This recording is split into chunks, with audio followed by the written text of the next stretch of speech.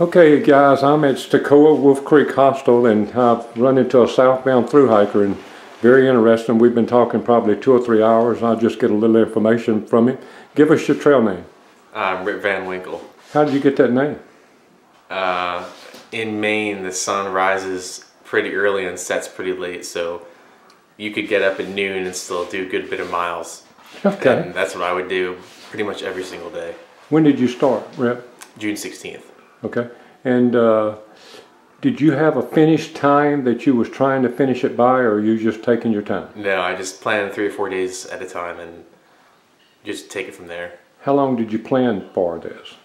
I mean... I had wanted to do it a long time, and then about a year or so of hardcore planning and to get the ball rolling. What made you want to do it, you think? Was it an event in your life that introduced you to the Appalachian? Being in Boy Scouts. Boy Scouts was really the kind of the turning point where I started backpacking and hiking, and I kind of heard about the trail via Boy Scouts, and yeah, that's kind of the impetus. And you've only got how many miles left? 167. 167 yeah. Point something? Yeah, give or take. It doesn't, all that stuff doesn't matter. What's the thing that just jumps out of your mind if somebody just asks you, say, hey man, just give me one thing that you're thinking about at this stage, getting ready to finish? Ooh, at this stage, I don't know. It's a massive, life-changing undertaking, and it's probably the best thing I've ever done. Did you ever doubt that you were going to finish? Yeah, I quit in November 2nd. I quit. I completely burnt out of the trail. I didn't want to backpack anymore. I quit. I applied for jobs. I applied for school, and I just stuck around home, and I didn't hike at all. I put my stuff in a corner, and then I got really bored not hiking, and I got back on the trail January 4th. Here we are. Where did you get back on in January? Shenandoah National Park. Okay, so I stopped in November and got back on right where I stopped. Yeah. So how much bad weather from there to here? A lot. Okay. Where was the worst? There was a snowstorm on top of Mount Rogers. It was knee-deep snow all day long and poorly blazed, but there was no time for frustration to get... I knew blazes were bad, and I knew if I didn't see a blaze in a certain amount of time, I'd have to follow my snow steps back to the last blaze and figure out a solution. You know, there's no time for the blazes are awful here. I just have to keep moving to stay warm. So that was a pretty rough day. When was you starting to see fairly good numbers of northbounders this year, in the last few months? 5 days ago. 5 days? Yeah. Prior to there, you was not seeing any? I didn't see any. I saw my first northbounder by Parisburg, and then the next one was like Roan Mountain, and then the one after that was Nolichucky Hostel, and then after Hot Springs was when I saw several, 10 a day. Yeah, so you said you saw Probation. A lot of people know about him because he's a big YouTube guy out there this year. Okay. You saw Probation, and do you remember seeing a guy named Scoutmaster? Yes. Scoutmaster was one of the leaders, we call the leader for the year. Because he was blogging.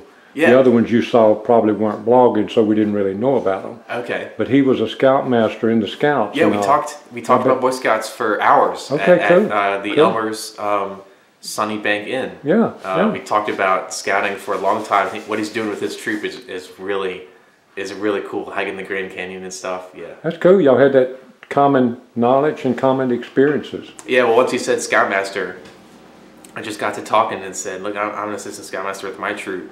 What are you doing?" And he just laid bare, and he's got a lot going on with his troop, and it was. I appreciated the time to talk with him, and he was obviously very excited for what he's doing. If you had a personal friend come to you next year, say, I want to do a southbound AT through hike, give me the best advice you can give me in 2 sentences, what would you do? If you have the expectation that it's going to get easier, drop that at the door. It's not going to get easier. It's going to be the most difficult thing you've ever done every single day, and you just have to get through it. And I don't know if this is more than 2 sentences or not. That's fine. Keep going. If you have to quit, do it. Maybe that's what you need. If you quit and you like it, then you hiked 400 or 800 or whatever miles. But if you don't like it and you want to get back out there, now you know. You've quit, you've made a decision, it's okay. You got back out there and you're going to finish. So, prior to starting in last June, did you think you would possibly quit? No. Okay. You were that confident before you started? Yes. And what do you think, what ingredients caused that? Was it the boredom, or was it how hard it was, or a collection of things? No, it was loneliness. Loneliness? Yeah, I mean, if I was going to quit due to difficulty, I would have quit in Maine. Like, Maine is a whole other animal. But my family was ahead. I visited my real family for about a week, and when I got back on trail, I was between two bubbles. And for 2 weeks, or a week and a half, I was by myself at every shelter. And I didn't handle it well, and I just didn't like it, and I quit. And when I got back on, when I decided to get back onto the trail, I thought, oh, I could wait in March right now when there's a lot of people on the trail and temperatures are getting better, but I thought I should push through the cold and the loneliness and work with it and deal with it, and I did, and I'm stronger because of it. So I'm glad that I pushed through the loneliness, and now I appreciate company instead of needing it. So I'm glad I worked through. Now, but why? What was the reason you chose a southbound versus northbound? The only reason is because Katahdin had a closing date.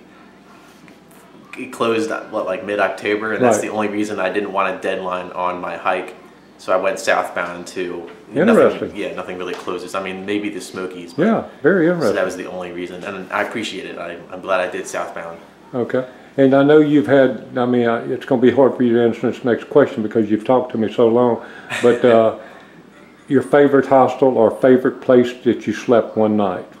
Favorite place I slept? I cowboy camped on, it starts with a W, I can't remember. I cowboy camped in New Hampshire on the edge of a rock cliff, and the sun was setting, and it was just a fantastic view, and that's the only time I've ever cowboy camped. And I was just on the edge of this rock, and there's a abyss below, and the sun was set, and I got a video of the sun going down behind the mountain, and that was one of the best nights on the trail. Did you didn't blog or Instagram or anything? No, I didn't do. No one had a chance to listen to you as you hiked? No, just upstairs. Okay. You excited to go home? Yeah, I'm kind of nervous because I've quit before and I've gone through the post-trail depression, and I know it's real, and I know it's going to be fun for 2 days as I get unlimited food and water, but I know I'm going to have to, there's got to be something I'm going to have to do that's going to have to be as good as the AT. Man, I appreciate you saying that, because people don't talk about that. No, they don't. And they need to. And it's real. It's real. I didn't believe it either until I quit and I dealt with it, and it was awful. Well, I appreciate you bringing that up, because there's a lot of people that's going to look at this, and I think they may think about it before they start hiking. They at least have that in the back of their mind and have a plan B for after you get a finished hiking. Yeah, something. I mean, I had one. I wanted to go back to school, like I said, but I quit it during the holidays, and no one hired me. No, school didn't start yet, and it was just awful. No one could connect with you. Everyone's thinking about the holidays, and you're thinking about food and water and shelter, and it's really tough to go through that. Find other hikers. Yeah. Man, I appreciate how much time you've spent with me tonight, sitting around a dinner table, and I greatly appreciate you allowing me to interview you, put you up on YouTube, and say congratulations to you again for the accomplishment that you've made, the sacrifice that you've made, and the attitude that you portrayed here with me tonight. I appreciate it so much. Oh, well, thanks for your time. God bless every step you got left. It's not very many. See you on the other side, partner. Thank you.